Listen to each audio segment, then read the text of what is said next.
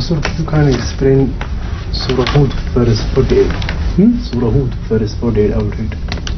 Surah Hud verse 48. 48. Tell me what it is. Yes, please. أعوذ بالله من الشيطان الرجيم بسم الله الرحمن الرحيم. قال ربي إني أعوذ بك أن أسألك ما ليس لي به علم وإلا تغفر لي وترحمني أكن من الخاسرين.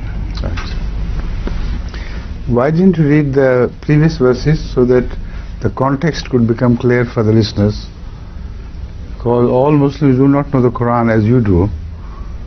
So to help them, read a few verses before. Surah Hud 48? 48. 48, yes.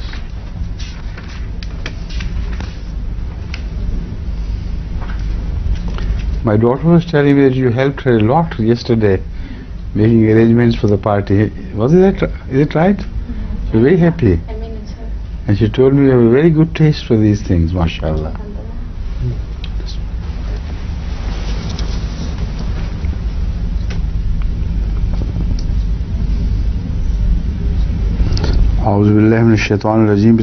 This verse, relates to the flood of Noah. And when he saw his son drowned in one mounting wave, which just separated him and the son forever, it was the outcry of anguish at that time to which you referred in that verse. So I wanted to tell everybody the background of all this. That is why I said we must read the verses before. أعوذ بالله من الشيطان الرجيم بسم الله الرحمن الرحيم.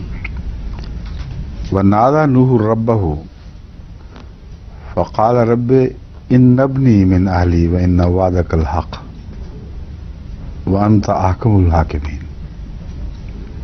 قال يا نوح إنه ليس من أهلك إنه عمل غير صالح فلا تسألني ما ليس لك به علم إني أعظك أن تكون من الجاهلين. قال رب إني أعوذ بك. This is the verse which you just recited, but this is the context of the whole verse. قال رب إني أعوذ بك أن أسألك ما ليس لي به علم وإلا تغفر لي وترحمني أكون من الخاسرين.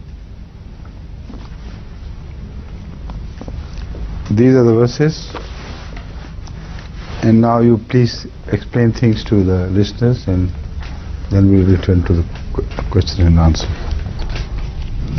This verse throws light on very important things which are useful in so many different ways. And I'm glad that you asked about this verse because the messages it delivers are very potent and they are eternal. They are for every age. First, the message which is delivered here is that when the son of Noah was drowned in his sight, the first thought of Noah was that God had promised him that he and his Ehel would be saved. And he knew him to be his son, and as such he should be his Ehel. So what God responded was, إِنَّهُ لَيْسَ مِنْ أَهْلِكَ. He is not your Ehel. While Ibnuhu is referred to in the Quran, so his Ibniyat is not denied, but his Ahliyat is denied. He is referred to as the son of Noah, yet not his Ehel. So this means that the literal blood relationship does not count anything in the sight of Allah unless it becomes a spiritual relationship. So when Hazrat Noah, misunderstanding this, the implication of the promise, protested to God, "Oh God, what I'm saying, he's my son, he's being drowned in my very sight." The answer was, "Inna laysa min ahlik." Then he understood the true meaning of Ehel. In view of which this prophecy was made, this promise was vouched to him. All in the spiritual sense. So I'll come to some other useful applications of this verse later, but let me begin, continue to build this same thing. Now again, God expressed his unhappiness or displeasure at the way Noah had protested.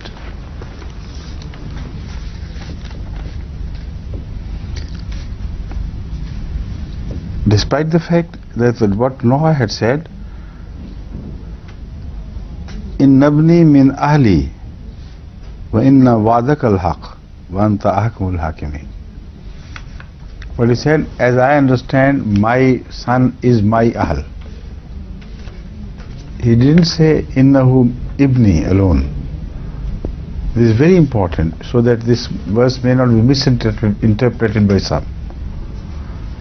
It says innabni min ahli. As I understand the word ahl covers children, and ibn should be included in that. God does not reject the claim that he is ibn, but rejects the claim that he is ahl. See? Qala ya Nuhu innahu laysa min ahlik. It doesn't say laysa min abnaik. So some may be misled to interpret it as if, God forbid, he was not really the son of Noah. He was the son of Noah, but the sons are not included in the word of ahl, in the religious terminology. In the religious terminology, only such abna will be included in the category of ahl who belong to the faith of the Prophet himself, or whoever it is. So spiritual relationship is what matters in the sight of Allah. And when Allah promises about ahl, it is that relationship which Allah has in mind, not just the blood relationship. That's one thing which I wanted to point out. After the translation, inshallah, I'll turn to other meanings and other important factors to be noted about this. And this is exactly what the Holy Quran refers to after this, that innahu amalun ghairu salih. It doesn't say that his amal is ghair salih. Innahu amalun ghairu salih. This is an expression which carries the meaning to the very maximum. If somebody is amalun ghairu salih, he's from top to bottom, he's a rotten man. See? Now the point is, he was still the son of a prophet, and God did not hold him responsible for the bad upbringing. So the point here, which is worthy of note for us for all time in fact to come, is that if one of the parents is very holy and pious, but the other of the parents is not, then the children of such pious people can go astray. It is very likely that they will go astray, because they receive the easier influence. So that is why the Holy Quran has pointed specifically that the wife of Noah was not a pious lady. The argument, if God had started developing it further, could have ultimately hurt Noah, because then he would be pointedly criticized by God. Why did you not divorce your wife? Why did you not take care of your wife and her conduct? Why did you bear with her? So, in a manner, it is not I who am responsible for the drowning of your son. You are, in a manner. So don't ask me questions which will lead you to such descriptions as would hurt you. This is the meaning of the verse which the part of the verse which follows. So number one, to be the son of a holy person would not be a guarantee that such a son, whatever he does, he will be permitted by God to live whatever life he chooses, and he will not be brought to question, would not be criticized by, he would not be punished by God for his actions. It's against his justice. Why were the people of Noah being destroyed altogether? They were the offsprings, in fact, of Adam before Noah, wasn't born there. But their being children of Adam did not be of any avail to them, was not of any avail to them.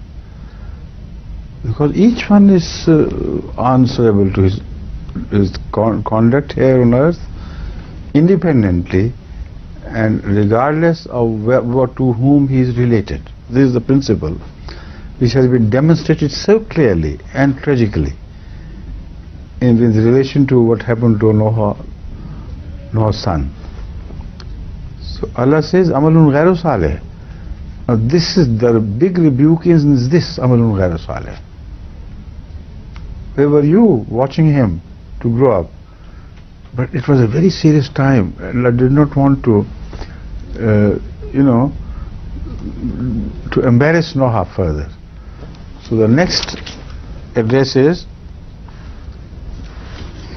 فَلَا تَسْأَلْنِ مَا لَيْسَ لَكَ بِهِ عِلْمٌ إِنِّي أَعِظُكَ أَن تَكُونَ مِنَ الْجَاهِلِينَ. Don't poke your nose in matters. This is the literal translation. Don't poke your nose in matters which the consequences of which you are not aware of. It does not mean don't seek guidance from me on things which you do not know. Because if this is the meaning, then it's an absurd statement. Everybody asks for things which he does not know. So it does not mean that at all. It means it is something like the companion of Moses said to him during their journey, don't ask me questions. They're not for you, they're beyond. So let me decide what to do and what not to do, and I'll not be put to any questioning. So that also is the sense carried in this. What right have you got to question God? Not is sawal in the sense of guide me to the meaning of this or that. Sawal in the sense which has a connotation of why did you do it? Although he framed his question very respectfully and took care to say, I know you never break your promise. Yet what I see is like breaking your promise. So apparently it is not an issue of disrespect, because the words of Hazrat Noah are, وَنَادَى نُوحٌ رَبَّهُ فَقَالَ رَبِّ إِنِّي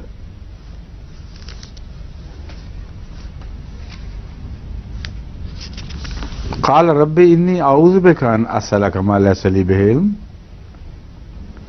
He understood this rebuke. Otherwise he said, if I don't know anything, I'll have to ask questions. So he knew what he was rebuked for. He understood. So he said, Rabbi inni a'udhu bika an as'alaka ma laysa li bihi ilmun wa illa taghfir li wa tarhamni akun min al-khasirin. So here the question does not mean about things of which you have no knowledge and you seek guidance.